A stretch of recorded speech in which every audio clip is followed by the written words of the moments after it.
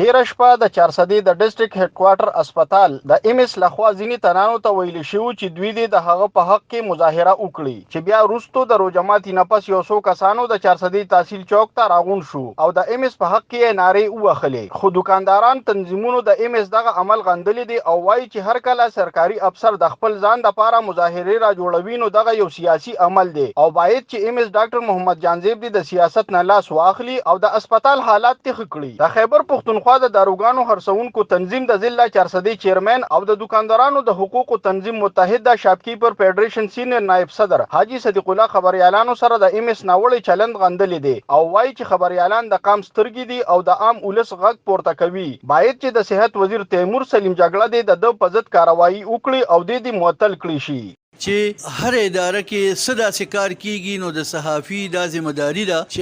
هغه شی حکومت وخت او اعلی چارواکو ته په ګوته کې نو کالف خان رور دا کمکار کړی دی پر زړو اسپیټال کې نو زما په خیال په دې کې د دون سیخ پاکې دو په کم ویډیو چې وایرل شوی ده او موږ کتل ایم اس کم په بدتمیزي سره او کم په هتکامیز طریقه باندې صحافیان سره خبرې کوي نو زه وایم چې د حبس بیجا کې ساتلې کی ځکه چې اگر ورځ اورو داسې چې د سابقه ډي ام اس عیسی خان سره هم د قشانت کار کړی دی او په دې باندې چې صرف دا کم اف ای آر شوی دا کافی نه بلکې په دې باندې د صوبایي حکومت او صوبایي وزیر صحت چې هغه په دې باندې اکشن والی او د خلاف سخت کاروایی د خالی پرواز ایمس 400 په سوشل میډیا یو خبره شوی ویډیو کې تور لګولې و چې خبريالان په هسپتال کې د زنانو وارډ ته ورغلي دي خو حاجی صدیق الله غوښتنه کړې ده چې په خبريالانو د تور لګولو وروسته ثبوت ته مخه ته راوړي شي حاجی صدیق الله وایي چې په خبره شوی ویډیو کې لیدلې دي چې د کوم ویډیو خبره ایمس کوي نو هغه په هسپتال کې د استقبالیه دروازې مخه ته د احتجاج په محل جوړه شوې ده